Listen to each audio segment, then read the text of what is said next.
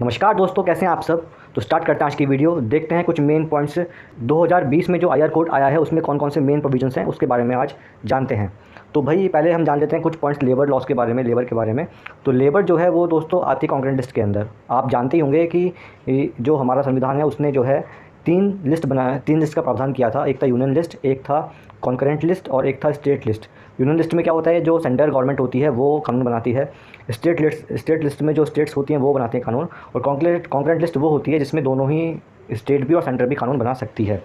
ठीक है, अब तक जो है लेबर के ऊपर ही 100 कानून स्टेट में बने हुए हैं स्टेट लॉज के अकॉर्डिंग, और 40 बने हुए हैं सेंटर में। ठीक है, लेकिन क्या हुआ, जो लेबर कमीशन इस बार बैठा है और जो रिकमेंडेशन आई हैं उसके अकॉर्डिंग ये डिसाइड किया जा रहा है कि जो ये इतने सारे लॉज हैं इनको कंसोलिडेट करके कम लॉज बनाए जाएँ। ठीक है, तो उसी को ध्यान में रखते हुए 4 बिल पेश हुए थे 2019 में। ठीक है, उसमें से एक बिल पास भी हो चुका है, that is code on wages bill, ये पास हो गया है। तो 4 बिल पास होने की बात है, वो 29 सेंट्रल लॉज को मिला के बनाए गए हैं। ठीक है, मतलब 29 सेंट्रल लॉज अब मिलकर जो है केवल 4 लॉज कहलाएंगे अगर ये बिल पास हो जाते हैं तो। ठीक है, इन बिल में जहाँ पर भी जिक्र है अप्रोप्रिएट गवर्नमेंट का, इसका मतलब है सेंट्रल गवर्नमेंट या फिर स्टेट गवर्नमेंट। ठीक है, और अगर जो है ये बिल में जो प्रोविजंस है अगर नहीं मानते हैं, इसमें जो ऑफेंसेस की बात की गई है, पनिशमेंट की बात की गई है, वो 1 साल या फिर फाइन, ये दोनों एक साथ भी लग सकता है। ठीक है, तो बात करते हैं पहले आईआर कोड 2020 के बारे में। उसमें मेन प्रोविजन कौन कौन से हैं देख लेते हैं। अप्रोप्रिएट गवर्नमेंट, तो अकॉर्डिंगली मैंने बताया था कि वो सेंटर भी हो सकता है और वो स्टेट भी हो सकता है। तो सेंट्रल लॉ है अगर, तो सेंटर जो है किसी भी इंडस्ट्रीज़ को एग्जम्प्ट कर सकता है इस कोड के प्रोविजन से। Similarly state government state laws के अंदर एग्जम्प्ट कर सकता है किसी भी इंडस्ट्री को कि वो एक कोड ना माने। और ये बात समझ में। इसके अलावा किसी भी एस्टेब्लिशमेंट में अगर कम से कम 300 वर्कर्स हैं तो ये कंपलसरी है उनको कि वो स्टैंडिंग ऑर्डर प्रिपेयर करें। किस चीज़ के लिए, जैसे लीव कितनी मिलेगी, कितने हॉलीडेज़ मिलेंगे पूरे साल में, क्या वेजेस रहेंगे, क्या लॉज हैं टर्मिनेशन के, क्या रूल्स रेगुलेशंस हैं, इन सब के बारे में स्टैंडिंग ऑर्डर प्रिपेयर करना ज़रूरी है अगर कंपनी के अंदर 300 या उससे ज़्यादा वर्कर्स काम करते हैं। इसके अलावा अगर कंपनी में 300 या उससे ज़्यादा वर्कर्स काम करते हैं तो अगर उनको कंपनी बंद करनी है, क्लोजर करना है, ले ऑफ करना है, रिटेंचमेंट करना है, तो पहले जो अप्रोप्रिएट गवर्नमेंट है उसकी परमिशन लेनी ज़रूरी हो जाती है। अब यहाँ पर जान लेते हैं what is the meaning of lay off. तो ले ऑफ का मतलब होता है कि employers inability to continue giving employment to workers. अगर कोई कंपनी है, अगर उसके मतलब जब उसके पास इतना पैसा नहीं है कि वो अपने एम्प्लॉय को तनख्वाह दे सके, मतलब कि that company is not in a condition to give payment to the employees, तो इसका मतलब है कि जो है कि वो एम्प्लॉयज़ की क्या करती है, फिर छटनी करती है, उनको निकालती है, जिससे कि जो है जो कंपनी का लॉस है वो कम किया जा सके। तो that is called a lay off.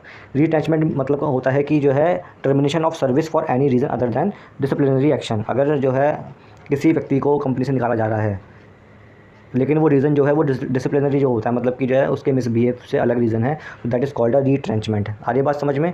If there were more than one registered trade union, माना कोई कंपनी है उसमें जो है एक से ज़्यादा ट्रेड यूनियन रजिस्टर्ड हैं, तो जो मतलब नेगोशिएटिंग यूनियन होगी जो गवर्नमेंट से या डिफरेंट स्टेक होल्डर के साथ नेगोशिएट करेगी वर्कर्स के राइट के लिए, वो ट्रेड यूनियन वही होगी जिसमें 51% या उससे ज़्यादा वर्कर्स एज अ मेंबर होंगे।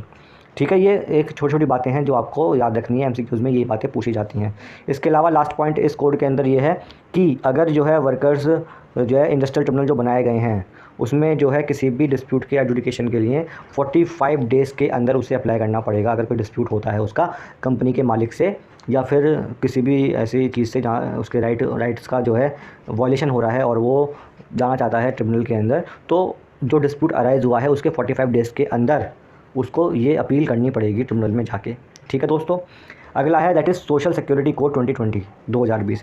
ये जो है 4 कोड की बात थी। एक कोड ऑन वेजेस पास हो चुका है, उसके बारे में मैंने वीडियो बना दी है, आप देख लीजिए।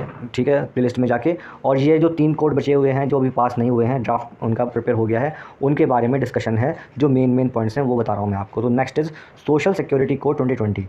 तो यहाँ पर जो है सेंट्रल गवर्नमेंट जो है इस कोड को अप्लाई कर सकती है किसी भी कंपनी के ऊपर। कौन? Central government. यहाँ पर गिग वर्कर्स की डेफिनेशन भी दी गई है इस कोड के अंदर। Gig workers refer to workers outside the traditional employer employee relationship. ठीक है भाई, जैसा कि हम जानते हैं कंपनी के अंदर जो है कोई वर्कर जाता है, उसको अपॉइंटमेंट लेटर मिलता है, एम्प्लॉय कोड जनरेट होता है, एक फिक्स सैलरी पर मंथ उसके अकाउंट में आती है, उसको छुट्टियाँ मिलती हैं। ठीक, तो ये जो है ये शो कंट्रीब्यूशन होता है एम्प्लॉयर के द्वारा एक पेंशन फंड के अंदर। ठीक है, सिक्योरिटी स्कीम्स के अंदर। तो all these things are what they are show the traditional employer employee relationship. लेकिन ऐसे वर्कर्स जिनका अपनी कंपनी जिसके लिए वो काम कर रहे हैं ऐसा रिलेशन नहीं है, तो that are called a gig workers. Example है जैसे जोमेटो के अंदर जो डिलीवरी बॉय होते हैं, या ओला के अंदर ओला कह रहा हूँ मैं, ये आपका स्विगी के अंदर जो डिलीवरी बॉय होते हैं, ये क्या करते हैं कि जो है ये रेगुलर एम्प्लॉय नहीं होते इन कंपनी के। जब इनका मन करता है तब ये लॉगिन करते हैं एप्लीकेशन पर और जो है ये ऑर्डर देखकर जो इनको आता है इनके पास और सामान डिलीवर करते हैं। ठीक है, तो ये वर्कर्स जो हैं ये कहलाते हैं गिग वर्कर्स। सिमिलरली एक होते हैं प्लेटफॉर्म वर्कर्स। ये क्या होते हैं, जो कंपनी के द्वारा बनाया हुआ प्लेटफॉर्म को यूज़ करते हैं और उस प्लेटफॉर्म के थ्रू सर्विसेज लेते हैं कंपनी से और जो है काम करते हैं। जैसे जैसे ओला और उबर के ड्राइवर्स जो होते हैं, they are the platform workers. ठीक है, platform workers are those who access organisation or individual through an online platform and provide services or solve specific problems. Central government ने जो है फंड एक सेटअप किया है किसके लिए, अनऑर्गेनाइज्ड वर्कर्स के लिए, प्लेटफॉर्म वर्कर्स के लिए और गिग वर्कर्स के लिए। मतलब कि इन लोगों का भी जो है, मतलब इन लोगों के लिए भी कोई सोशल सिक्योरिटी स्कीम आ सकती है, क्योंकि अभी क्या है, ये जो ESIC स्कीम है या फिर EPFO स्कीम है उसके दायरे में ये लोग नहीं आते हैं अभी। इसके अलावा नेशनल सोशल सिक्योरिटी बोर्ड की स्थापना की जाएगी अगर ये कोड पास होता है, जिसमें 5 मेंबर होंगे फ्रॉम एग्रीगेटर। एग्रीगेटर वो होता है जैसे माना ये ओला उबर हो गया या फिर जो है स्विगी हो गया या फिर जोमेटो हो गया, दे आर द एग्रीगेटर।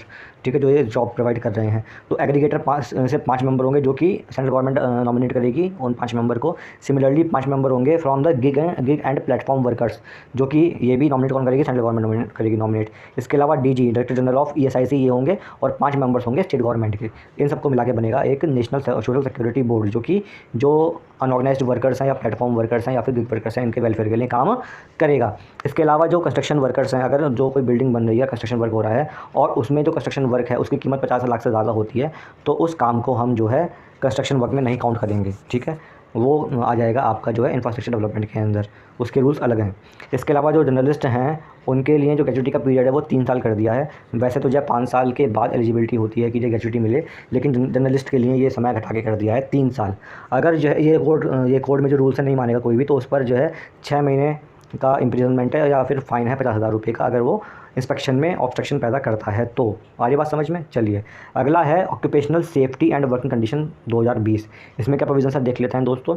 इसमें स्टेट गवर्नमेंट जो है एग्जाम्प्ट करती है किसी फैक्ट्री को कि वो इस कोड को इम्प्लीमेंट ना करे, ऐसा कर सकती है कौन, इसकी स्टेट गवर्नमेंट। इसके अलावा फैक्ट्री वो कहलाई जाएगी जिसमें 20 वर्कर्स काम करते हैं। अगर बिजली आ रही है और बिजली नहीं है, पावर की रिक्वायरमेंट नहीं है, तो 40 वर्कर्स जिसमें काम करते हैं, that is called a factory. लेकिन अगर जो है कंपनी जो है या कोई फैक्ट्री वो हज़ार्डस एक्टिविटीज़ में इन्वॉल्व है, तो वहाँ पर कोई ऐसा थ्रेशोल्ड नहीं है। अगर वहाँ पर 2 वर्कर्स भी काम कर रहे हैं तो वो भी फैक्ट्री कहलाई जाएगी। अगर जो है कोई एस्टेब्लिशमेंट है, कोई कंपनी या कॉन्ट्रैक्टर है, अगर वो 50 या उससे ज़्यादा वर्कर्स को जो है किसी भी दिन पिछले 1 साल में एम्प्लॉय करता है अपने यहाँ, तो वो वर्कर्स कहलाए जाएंगे क्या, कॉन्ट्रैक्ट वर्कर्स कहलाए जाएंगे। इसके अलावा जो है कोर एक्टिविटीज़ जो होती हैं, जैसे फॉर एग्जांपल जो गवर्नमेंट की कोर एक्टिविटीज़ है, for example space research organisation जो हो गया है, ठीक। इसके अलावा डिफेंस रिसर्च DRDO हो गया। जो कोर है कंपनीज़ जो हैं उसमें जो है कॉन्ट्रैक्ट लेबर को प्रोहिबिट किया गया है। और ये जो बिल है ये एप्लीकेबल है सेंट्रल गवर्नमेंट ऑफिस में भी और स्टेट गवर्नमेंट ऑफिस में भी। इसके अलावा जो वर्क आवर लिमिट है वो कितनी सेट कर दी गई है इस कोड के अकॉर्डिंग, 8 आवर्स पर डे। और कोई भी वर्कर को जो है इंटरस्टेट माइग्रेंट तभी माना जाएगा अगर उसकी सैलरी जो है 18,000 से कम है, तभी कहा जाएगा that labour is a interstate migrant.